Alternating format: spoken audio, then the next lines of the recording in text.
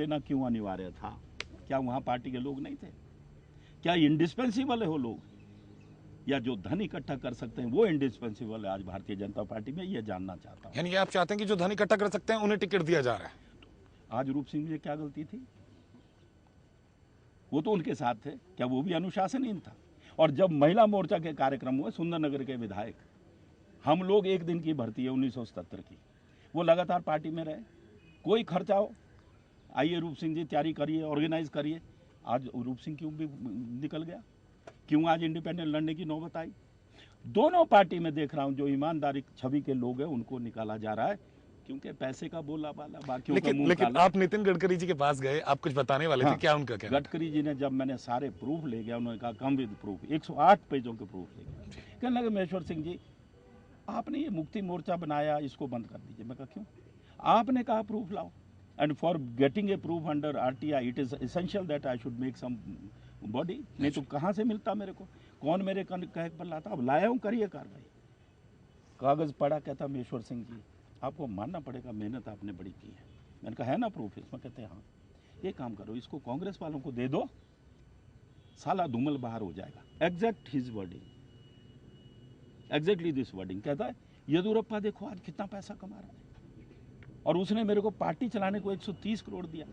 रेड्डी बंधु ने सुषमा स्वराज के चुनाव का खर्च वहन किया, कैसे निकाल दो? बिहार का एक मंत्री आया, उसने कहा कि मैंने कहा कि पैसा चाहिए भाई, चुनाव लगे। कहा कितना? मैंने कहा 30 लाख। कहते साहब इतना कहाँ से लाऊं, तो साले मंत्री क्यों बना? कहा मेरी माँ ने मेरा अपने हाथ का कड़ा बेचकर मुझे पढ़ाया, और हम किराए पर रहते थे।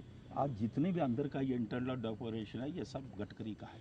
इतना लाख मैं इनकम का टैक्स देता हूँ। आप कहाँ फंसे महेश्वर सिंह जी? आप भी आप आनंद करो, अर्थात तुम भी जाओ, तुम काहे को इस चीज में जाए, तुम भी करोड़पति बन जाओ। यहाँ अगर इस पार्टी का अध्यक्ष ऐसा क्या, should I remain in the party?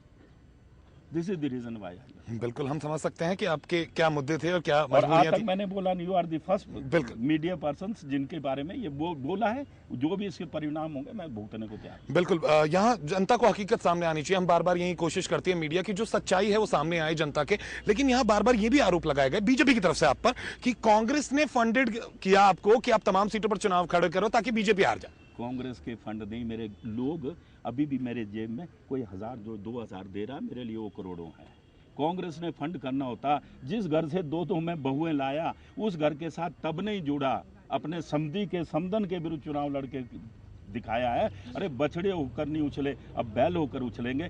Congress से आज दिन तक एक पैसा भी, एक लाल पाई भी अगर वीरभद्र के यहाँ से ली हो या कांग्रेस से ली हो, तो जो सजा जनता देगी उसको लेने का बिल्कुल आपने एक बड़ा अच्छा सवाल किया। यहाँ पर एक चीज पैदा होती है, हमने कांग्रेस से भी बात की, हमने बार बार पूछा कि एक नई पार्टी आपके सामने है और कहीं ना कहीं उनके मुद्दे अलग हैं, तो उनका कहना था, कांग्रेस का भी और बीजेपी का एक जैसा जवाब था। उनका कहना था कि रॉयल ब्लड है और उनको तो निरंकुशता की आदत पड़ी हुई है।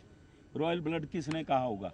कौल सिंह जी ने कहा होगा ना जी। मैं नाम मतलब ये पार्टी की तरफ से उन दोनों को कहता हूं कि तुम दो अगर ये मैच फिक्सिंग ना करते कौल सिंह जी, तो हमको पार्टी छोड़ने की जरूरत नहीं थी। सही मैंने में ऑपोजिशन का रोल प्ले किया है तो हिमाचल लोकहित पार्टी ने किया है, और इसके लिए बड़ी से बड़ी कीमत चुकाने को तैयार है। हमारा एक संकल्प है कि जो अन्ना हजारे आपके योग गुरु जो ये कहते हैं कि हम लोकपाल बिल लाए, हम निश्चित रूप से लोकपाल बिल सुदृढ़ करना चाहते हैं, उसी शक्ल में लाना चाहते हैं जैसे इनका प्रारूप है, ताकि अंकुश लगे। और एक स्वप्न है, एक संकल्प है मन में कि हिमाचल को हम भ्रष्टाचार मुक्त करें, विकास कार्य। ये कहते हैं हमने ये किया। अब दूर क्यों जाते हैं? भुंतर का बाजार देख लेना जाती दफा।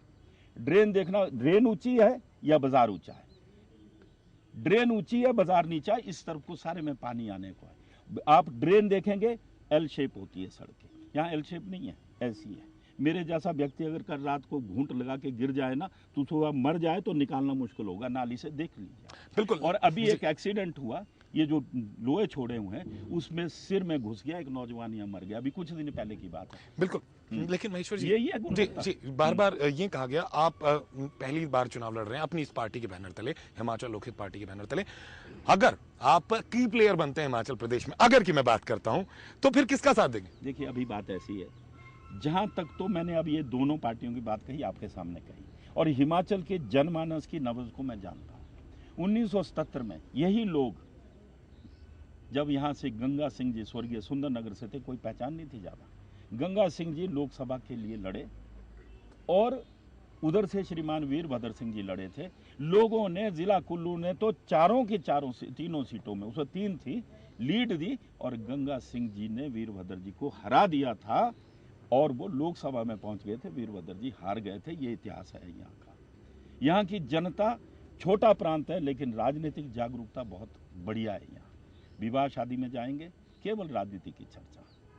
कोई मर जाए नौजवान, घर से उठाती दबा सब रोएंगे। शमशान घाट में टाइम पास, राजनीति। ये राजनीतिक जागरूकता है यहाँ। लोग पहचानते हैं, बाय नेम पहचानते हैं बच्चे के ये किस पार्टी का है। इतनी यहाँ जागरूकता है। और यहाँ की जनता जब देती है तो छप्पर फाड़ के देती है, जब ले जाती है तो झाड़ू मार के ले जाती है। जैसा मैं मूड देख रहा हूँ, जैसे ही आचार संहिता उठी, इतने लोग क्यों चल रहे हैं साथ, किस लिए चल रहे हैं? और इनको देख लीजिए कितने चलते हैं। बिल्कुल, हम पैसे पर राजनीति खेलते नहीं है, हम बिल्कुल साफ मन से चलते हैं। और जो आपका प्रश्न है, ऐसा मुझे आशा नहीं, पूरा विश्वास है कि यहाँ के लोग अब जैसे निकल रहे हैं, जैसे जैसे आचार संहिता उठ गई लगी है और लोग निकल रहे हैं, निश्चित रूप से हमें पूर्ण बहुत मत मिलेगा। आज 38 सीटें हम लड़ रहे हैं और हमारे साथ सीपीएम और सीपीआई ने मिलकर हमने मोर्चा बनाया है। इसकी भी इनको बड़ी आपत्ति है, कहते ये लेफ्टिस्ट के साथ राइटिस्ट कैसे मिल गए। मैंने कहा ये जरूरी था, क्योंकि ये भी गरीबों की बात उठाने वाले हैं। आंगनबाड़ी, कोई प्रोजेक्ट के, अब जो भी आप सब ये उठाते हैं। तो अगर हम लेफ्ट राइट खड़े हैं तो आपको क्या दिक्कत है। हमारा संकल्प है, हम इकट्ठे होकर तुम्हारी लेफ्ट राइट करेंगे और तुमको टाइट करके बिठा देंगे। बिल्कुल महेश्वर जी, लेकिन सवाल ये है कि बहुत सारे वादे किए गए। अभी कांग्रेस का मैनिफेस्टो जारी हुआ है, उसमें कहा गया हम छात्रों को लैपटॉप देंगे, बहुत सारे कॉलेजेस खोलेंगे, एक इंटरनेशनल एयरपोर्ट की बात भी की गई शिमला में। तो क्या आप भी कुछ इस तरह के वादे और दावे कर रहे हैं? बीजेपी का भी आया नहीं आने वाला है। एक बात बता दूं मैं कि जहां तक वायदे है, हमने अपना चुनाव घोषणा पत्र, इसको हम ग्रंथ मानकर चलते हैं जी। ये लैपटॉप देना वगैरह सब कहते हैं, लेकिन क्या उसकी गुणवत्ता होगी, कौन उसका अनुसरण करेगा। पहले धूमल जी ने जो अपना पिछली बार दिया है चुनाव घोषणा पत्र, क्या वो 100% पूरा हो गया? उसका जवाब हमारा जो प्रभारी है चुनाव के, वो सारी डिटेल्स निकालें। एक प्रेस कॉन्फ्रेंस केवल उन चीज़ों पर करेंगे जो कि ये नहीं कर पाए। इन्होंने कहा था कि हम एंट्री टैक्स समाप्त कर देंगे, डबल लग गया जी। ये एक उदाहरण दे रहा हूँ, अनेकों इस प्रकार के उदाहरण है कि शिक्षा का स्तर बहुत ऊंचा जाएगा। कहाँ गया? सिंगल टीचर स्कूल आज हमारी जान की फांस बने हुए हैं। टीचर के कई नाम रख दिए, पैरा टीचर, कॉन्ट्रैक्ट टीचर, वो एक पता नहीं पैट टीचर, स्कूल में एक भी नहीं।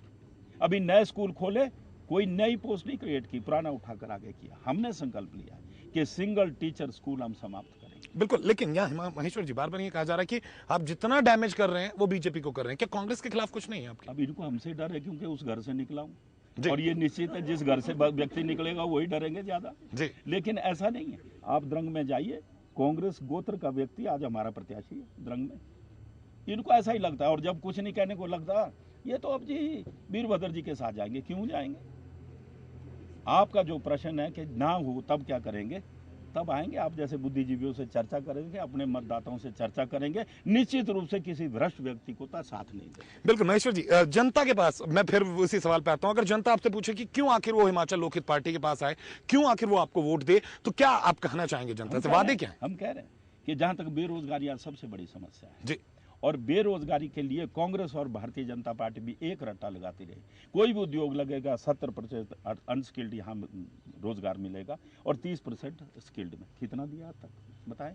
ठेके पर नौकरियां देते हैं, अपनी परमानेंट नौकरी नहीं कर सकते। आज खाली पद इन्होंने भरे नहीं है। बहाना ये है कि ऊपर से आयोग का जोर है, हम कैसे भरें। ऐसा नहीं है, प्रदेश हमको चलाना है।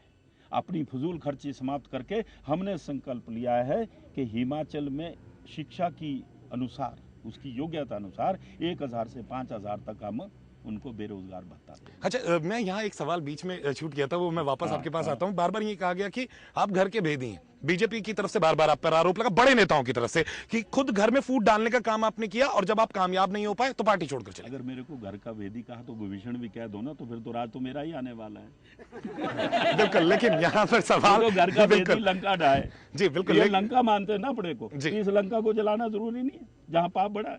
बिल्कुल, लेकिन महेश्वर जी बार बार सवाल उठ रहे हैं कि बीजेपी, कांग्रेस बड़ी पार्टियां हैं, पहले तक पहुंची हुई है हिमाचल प्रदेश की जनता तक, क्या आप वहां तक पहुंच पाएंगे? उन दिलों में टेलीफोन की घंटी बजा पाएंगे जो हिमाचल की जनता है?